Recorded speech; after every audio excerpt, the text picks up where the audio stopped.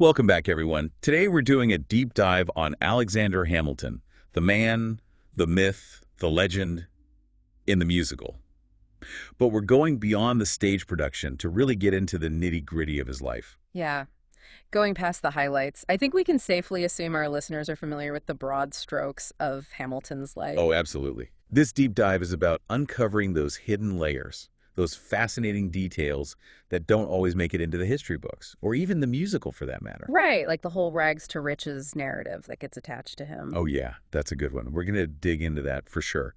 And we've got some great resources to guide us along the way. We do. We've got an interview with historian William Hogland, who wrote The Hamilton Scheme, an epic tale of money and power in the American founding. And we'll be pulling in some great insights from the American History Hit podcast episode that featured Hoagland as well. Exactly. It's going to be a fascinating journey, trust me.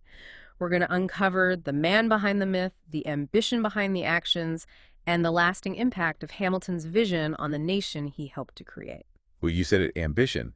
It's almost impossible to talk about Alexander Hamilton without addressing that driving force, right?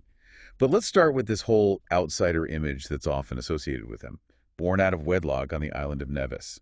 You know, the story often paints him as this underdog who defied the odds to rise to power. It's a captivating narrative for sure. I mean, who doesn't love a good underdog story? But like many good stories, it kind of glossed over some important context. Like, give me the inside scoop. What are we missing here? Well, for starters, Nevis wasn't exactly some backwater outpost. Really? I always kind of pictured it as this tiny, insignificant island.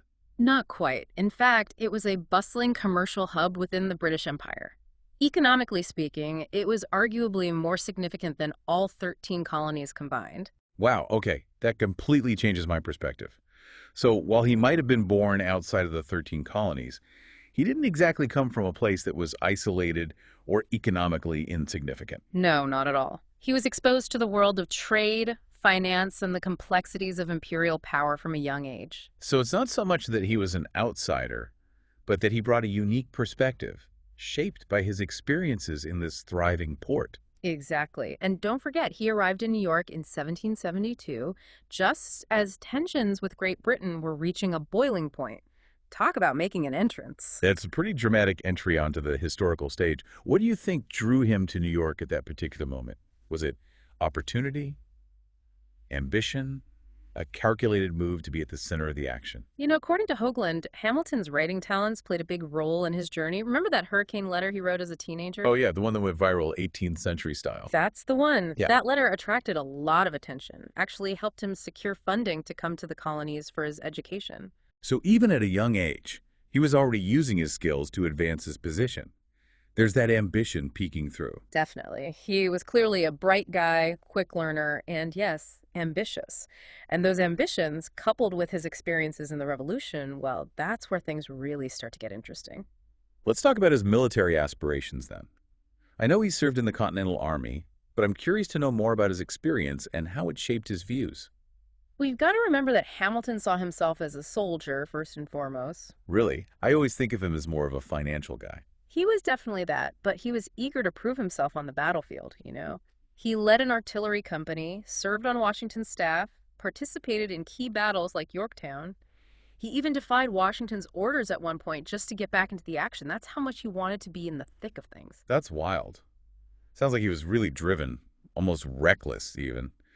But I guess those wartime experiences must have had a profound impact on him. They definitely did. He saw firsthand the government's weaknesses, especially when it came to finances. Right. I can imagine that would be frustrating, seeing the struggles to support the troops and manage the war effort. Absolutely. And according to Hoagland, that frustration was a major turning point for Hamilton. It's what steered him towards public finance. And eventually, he sought mentorship from this fascinating and somewhat controversial figure, Robert Morris. Robert Morris. Refresh my memory on him. He was a wealthy merchant and financier.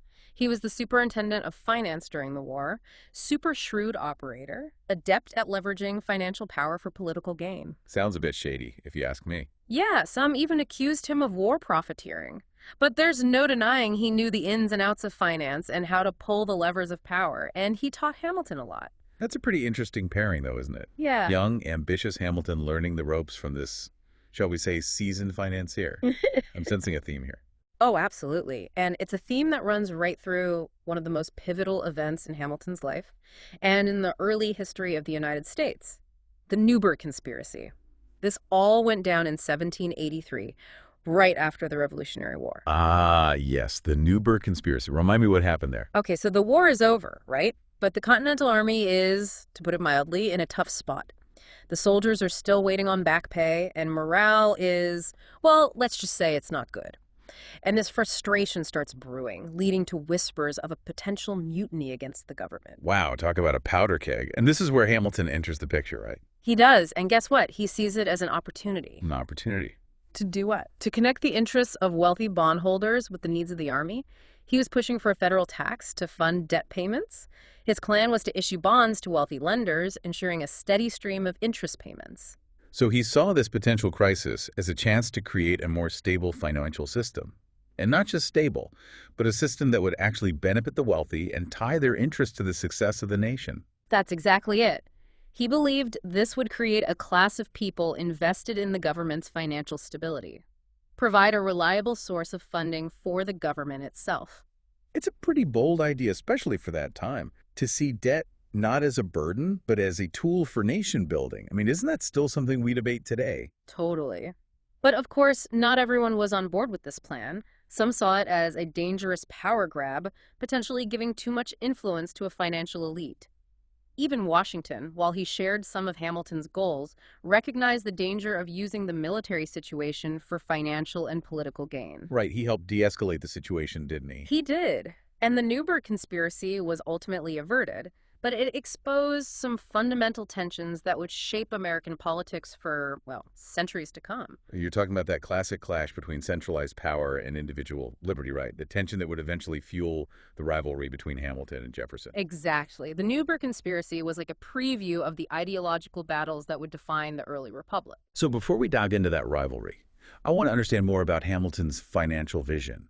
You mentioned issuing bonds to wealthy lenders. Can you break down how that worked? Oh, for sure. Hamilton's plan was about more than just issuing bonds. It was about creating a whole system, a system that would tie the nation's financial well-being to the interests of a select group. Okay, now this is where things start to get really interesting. All right, imagine you're a wealthy merchant in the late 1700s. The new U.S. government needs money. So Hamilton comes along and offers you a chance to lend them money by purchasing a bond. It's essentially an IOU, a promise to repay you with interest over a set period. So you're essentially betting on the success of the new nation. Exactly. If the government thrives, you get your money back plus interest. If it fails, well, you're out of luck. High risk, high reward. Exactly. Now, multiply that scenario by thousands. Hamilton wanted to issue these bonds to a whole bunch of wealthy people and institutions, both in the U.S. and abroad. The influx of money would help stabilize the government, allow it to pay its debts, fund its operations, even establish a national bank. But it also created this new class of stakeholders. A financial elite with a vested interest in seeing the government succeed. Brilliant in a way, I but know. also Well, a bit manipulative. maybe. It's like he was using their self-interest to build a more powerful and financially stable nation. That's exactly what he was doing. It was a strategy that really reflected Hamilton's view of human nature. He believed you could harness self-interest for the greater good. It's a fascinating idea, but as you've hinted, it also had its downsides. Oh, absolutely. Yeah. While it may have been effective in some ways, it also exacerbated inequality, and I'm sure you can guess it planted the seeds for future political conflicts. Oh, I bet. But before we get to those conflicts, let's rewind a bit. Back to the Constitutional Convention. Ah, yes, the birthplace of the nation, so to speak, where Hamilton really got to flex his political muscles. I know he was a big advocate for a strong federal government. But how did his vision play out in the actual debates and compromises that shaped the Constitution? Well, Hamilton's role at the convention was, how can I put this, more complicated than you might think.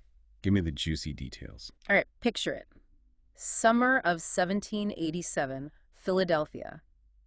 Delegates from across the nation are gathered to hash out a new framework for government. Tensions are high. I can only imagine. They just fought a war to break free from one powerful government. Now they're trying to create a new one. Right, and they're trying to figure out how much power to give to the federal government versus the states. The Articles of Confederation had clearly failed, so they knew they needed something stronger, but how strong? It's a balancing act. Too weak, and the nation could fall apart. Too strong, and you risk tyranny. Exactly. And into this charged atmosphere steps Alexander Hamilton, the ambitious young delegate from New York. I bet he was eager to make his mark. Oh, he was. And he was never one to shy away from the spotlight. He was all about national unity and strength. He'd seen firsthand the weaknesses of the Articles of Confederation during his time in the Army, and he was determined to create a system that wouldn't crumble under pressure. So for Hamilton, the stakes were incredibly high. He wasn't just trying to win an argument, he was trying to shape the very foundation of a nation. You got it. And he wasn't afraid to push boundaries, challenge conventional thinking to get what he wanted. He was a huge advocate for a powerful executive branch, argued for a president with tons of authority, almost bordering on a king. And of course, he wanted a strong national bank and national taxes. Basically, he wanted to give the federal government the resources it needed to really flex its muscles. Well, those are all ideas that would later define his time as Treasury Secretary, but I imagine they weren't exactly met with open arms by everyone at the convention. You're right, there was a lot of resistance, especially from delegates from smaller states. They were worried about giving too much power to the federal government. They had just fought a war to escape tyranny. The last thing they wanted was to create a new one. It's understandable, right? They were advocating for a system where states kept a good deal of autonomy. They wanted the federal government to play a limited role. Exactly. So you have this fundamental clash of visions playing out, a clash that honestly has echoed throughout American history. Right. It's that classic tension between federal power and states' rights. Right. A tension that's still very much alive today. Totally. And navigating those competing visions wasn't easy. It took compromise, strategic maneuvering, and a willingness to persuade and sometimes outmaneuver your opponents. That's where I think Hamilton's personality and his political skills really shine through. He was not just a brilliant thinker, but he was also a master of persuasion and negotiation. Absolutely. He was a fantastic orator. He could really articulate his ideas, and he was passionate, which always helps. He was also super shrewd politically, building alliances, making concessions when necessary, and pushing his agenda when the opportunity arose. So tell me about some of his key contributions at the convention. How did he manage to advance his vision amidst all those competing interests and ideologies? Well, one of his most, let's say, memorable contributions was this long 6-hour speech where he advocated for a president elected for life and a Senate with lifetime appointments, too. Whoa, hold on. A president for life, that's a little extreme even for Hamilton. I can't imagine that went over well. You're right, it didn't. It was met with shock, amusement, and outright rejection. Many saw it as a betrayal of everything they had just fought for. Even James Madison, who was a close ally of Hamilton and the architect of the Virginia Plan, the basis for much of the Constitution, he distanced himself from that proposal. So it sounds like Hamilton might have overplayed his hand a bit there. Was it a miscalculation, or was he playing some kind of long game that we just don't see? Honestly, that's something historians are still debating. Some say it was a calculated move to make Madison's more moderate Federalist vision seem more appealing in comparison. Like, okay, that guy wants a king. This guy just wants a strong president. Let's go with the strong president. Exactly. Others argue that Hamilton genuinely believed in this super strong, centralized executive. I guess we'll never know for sure what was going on in his head, but it definitely shows how far he was willing to push the boundaries. Right. And even though that proposal was a no-go, Hamilton didn't give up. He was still a major player at the convention, working behind the scenes, building coalitions, forging compromises, using his intellect and his persuasive skills to shape the final document. So even though he didn't get everything he wanted, he still managed to influence the outcome. Absolutely. And it's in those subtle contributions, those clever maneuvers, that you see Hamilton's strategic mind at work. He was thinking ahead, playing chess while everyone else was playing checkers. Exactly. He may not have gotten his quasi-monarchy, but he did manage to secure certain provisions in the Constitution that would prove incredibly useful later on when he became Treasury Secretary. Ah, so he was already laying the groundwork for his future ambitions, even as they were hammering out the Constitution. He was a master strategist, always thinking several steps ahead, and his fingerprints are all over the blueprint of American society, from our financial system to our political institutions. It's amazing how much influence one person had on the shaping of a nation. It is, and it's just the beginning of the story. We've only scratched the surface of Hamilton's ambition, his genius, and the lasting impact of his vision. Okay, I am officially hooked. We left off talking about how, even at the Constitutional Convention, Hamilton was already setting the stage for his future role as Treasury Secretary. Right, always thinking a few steps ahead. And as Treasury Secretary, he got to put those ambitious plans into action. Let's dive into those plans. What were some of the key elements of Hamilton's financial program, and how did they impact the early U.S. economy? Okay, so his program was pretty complex, but we can break it down. One of the first big things he proposed was the assumption of state debts by the federal government. Ah, right. After the Revolution, a lot of states were drowning in debt. Exactly. And Hamilton argued that if the federal government took on those debts, it would consolidate the nation's finances. It would make the U.S. look more credible on the international stage, boost its creditworthiness. That makes sense, like combining a bunch of small loans into one big loan, maybe get a better interest rate in the process. Right. But of course, not every state was thrilled with this idea. I can imagine. The states that had already paid off most of their debts probably weren't too keen on bailing out the others. They're telling me. Virginia, for example, they weren't happy about it, so there was a lot of political wrangling, and Hamilton ended up striking a deal. He agreed to locate the nation's capital in the South in exchange for support for the debt assumption plan. Classic political maneuvering. Give a little to get a lot. It shows how pragmatic he was. It does. He knew how to make deals. Another big part of his program was establishing a national bank. A national bank.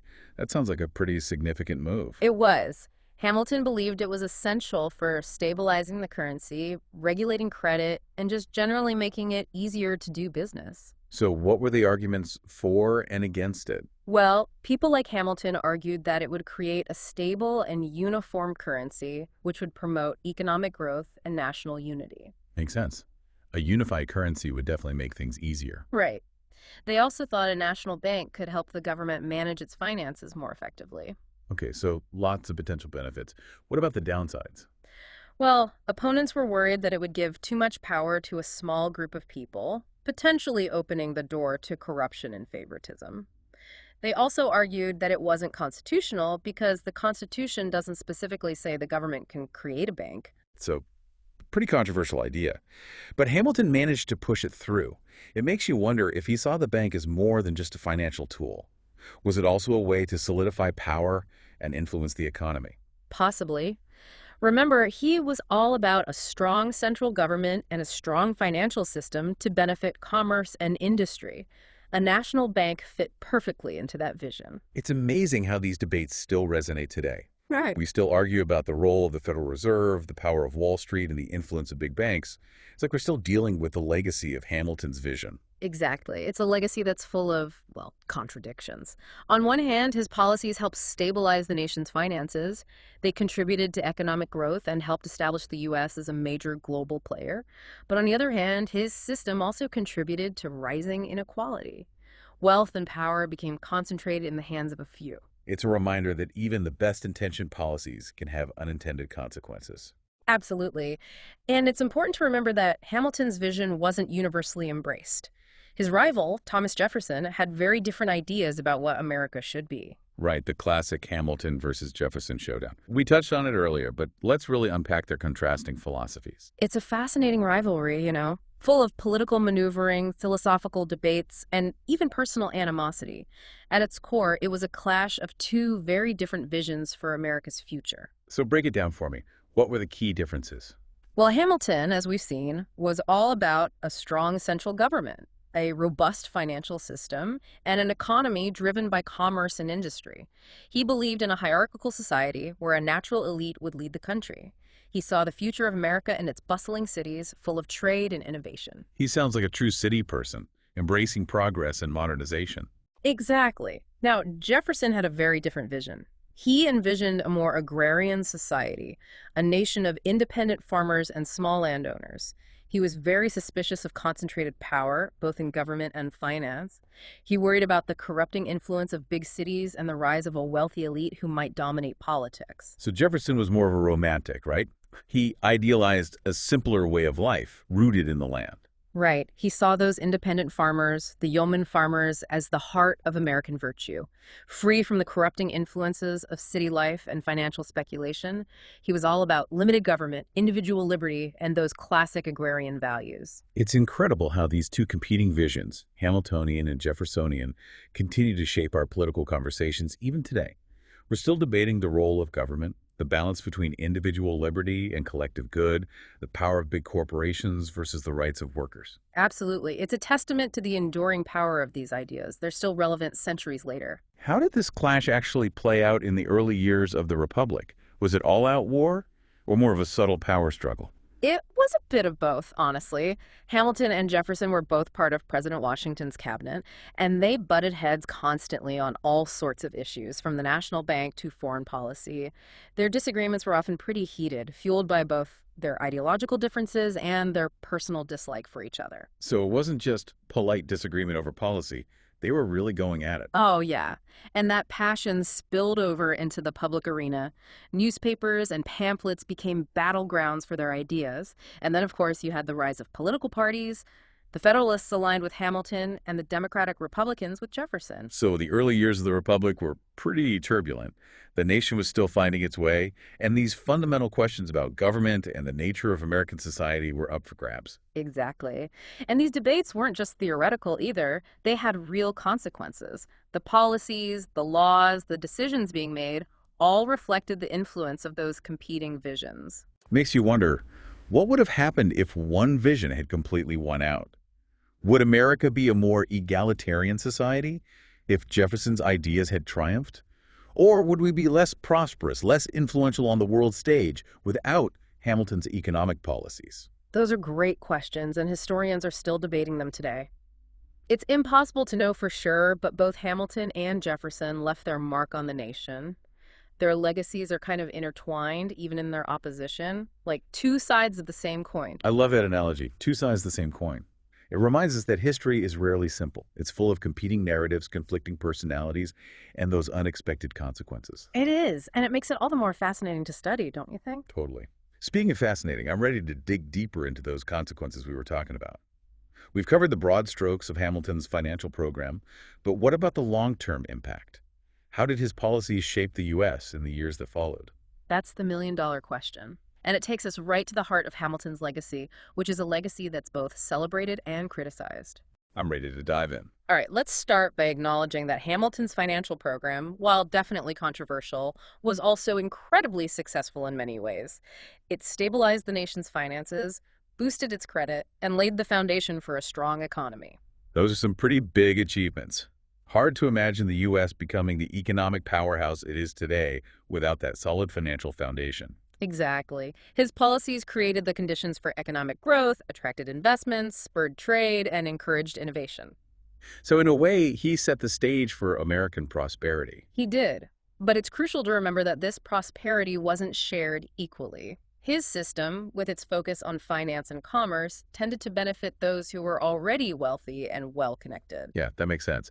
If you create a system that favors those with capital, those without it are going to start at a disadvantage. Right. And that's one of the criticisms of Hamilton's legacy.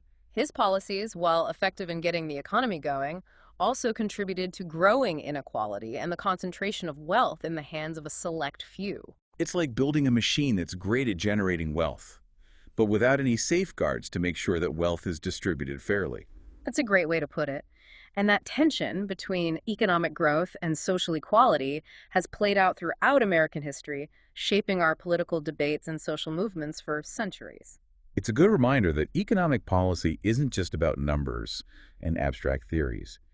It's about people's lives, their opportunities, their access to resources and power. Absolutely. And it's something we're still wrestling with today. So Hamilton's legacy is kind of a mixed bag, isn't it? He helped create American economic power, but he also contributed to some of the societal challenges that we're still dealing with. Exactly. It's complex, multifaceted, and full of contradictions, but that's what makes it so fascinating, right? Totally. So what other long-term consequences, both good and bad, did his vision have? Well, one of the biggest was the rise of a strong national government. As we've discussed, Hamilton was a big believer in federal power. He thought a strong central government was essential for unity, stability, and progress. And it seems like his vision was realized. The U.S. did emerge as a major power on the world stage, and the federal government played a huge part in that. It did. And Hamilton had a hand in that transformation. From creating a national bank and tax system to advocating for a strong military and an active foreign policy, his ideas really influenced the direction of the nation. So, in many ways, he was the architect of American power. He was. But that power came at a cost. That centralization of authority often meant less power for states and less individual freedom. That's that tension we've been talking about, right? The balance between federal power and individual freedom has been a constant source of debate throughout American history. Exactly. And Hamilton's legacy is a great example of how even brilliant leaders can leave behind a legacy that's both inspiring and, well, a little troubling. We've talked about the economic and political consequences, but what about the social and cultural impacts? Did Hamilton's ideas change the way Americans saw themselves and their place in the world? They did. Hamilton was a big believer in meritocracy. The idea that people should rise based on their talents and effort, not their social background. Sounds like the American dream in a nutshell. The belief that anyone, no matter where they come from, can achieve success through hard work and determination. It does, doesn't it? And in many ways, Hamilton's own life is an example of that ideal. He was born into poverty, but through sheer intellect and ambition, he became one of the most powerful people in the nation. It's a pretty inspiring story of upward mobility. It is. But we have to remember that his vision of meritocracy wasn't fully realized.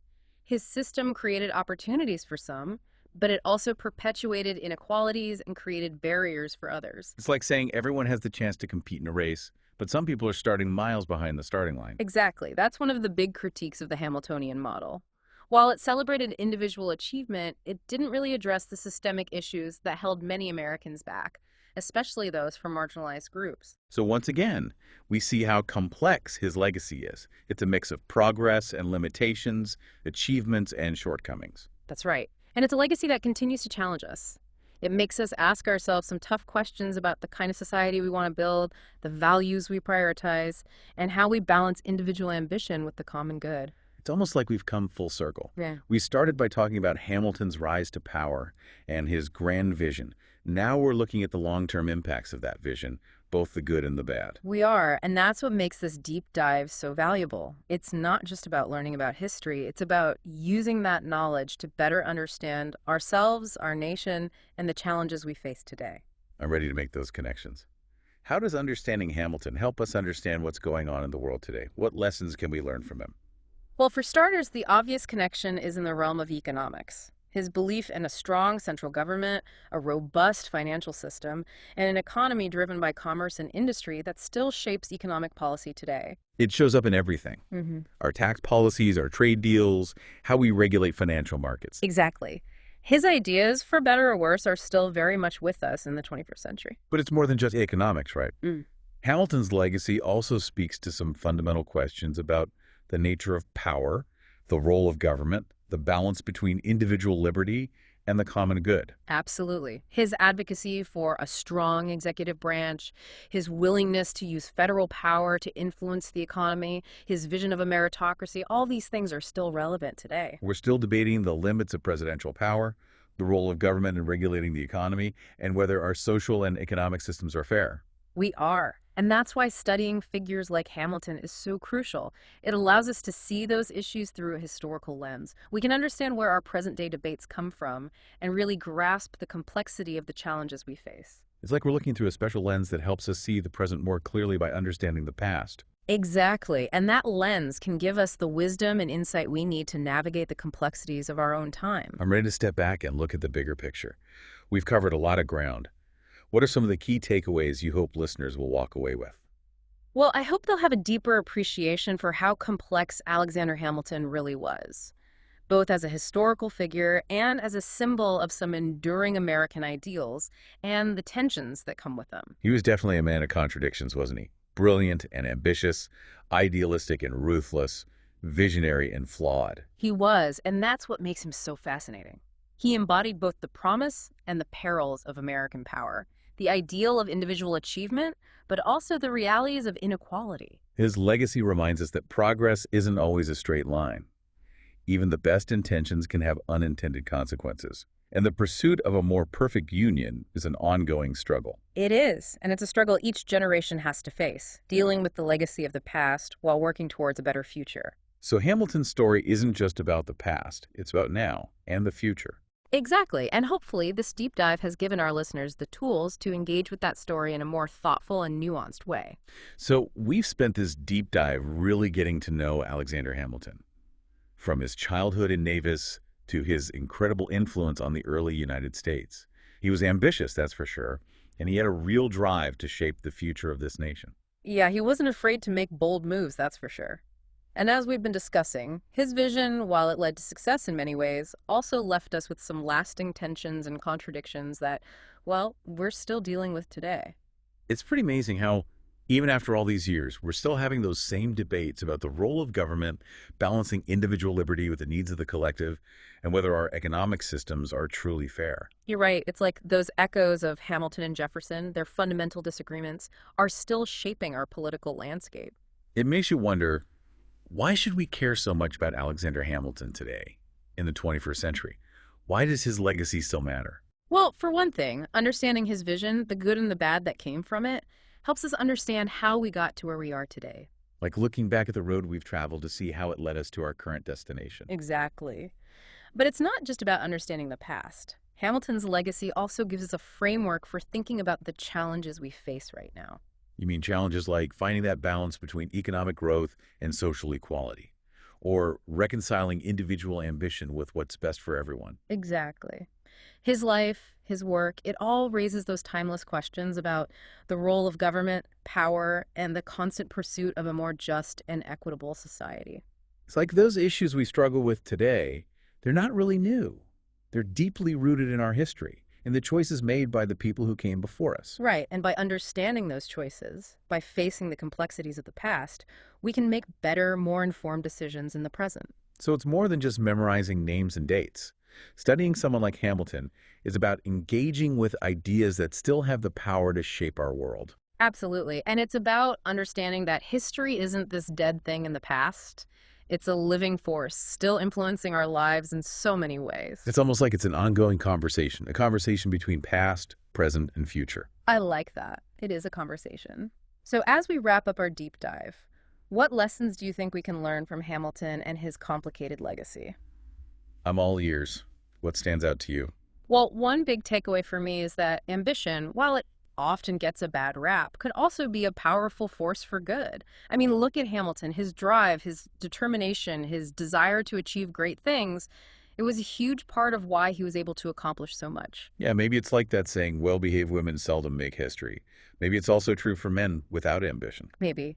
But we can't forget that ambition, if it isn't kept in check, can lead to, well, some not so great outcomes. Oh, for sure. We saw that with Hamilton, right? Sometimes his ambition led him to prioritize power and efficiency, even when it meant sacrificing fairness and inclusion. Right. So another key lesson is that balance is everything.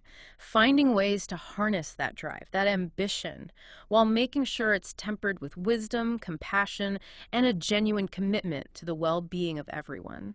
It's a tough balancing act, not just for individuals, but for society as a whole. It is, and it's something we have to constantly work at. It takes open dialogue, listening to each other, finding common ground, even when we disagree. I think that's a crucial part of the story here. Hamilton's legacy, it doesn't give us easy answers. It forces us to ask hard questions. That's right. It makes us think about complex issues, weigh different values, and consider the consequences of our choices, both in the short term and the long term. It reminds us that history isn't just a bunch of stories we tell ourselves. It's an active, ongoing conversation that we're all a part of. It is, and it's a conversation we need to keep having, especially if we want to build a future that honors those who came before us. Well said. I think that's a perfect note to end on. We've explored Alexander Hamilton's life, a man whose vision and drive shaped a nation.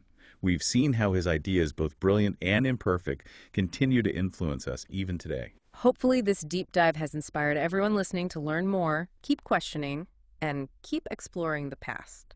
Thanks for joining us on this journey. Until next time, keep diving deep.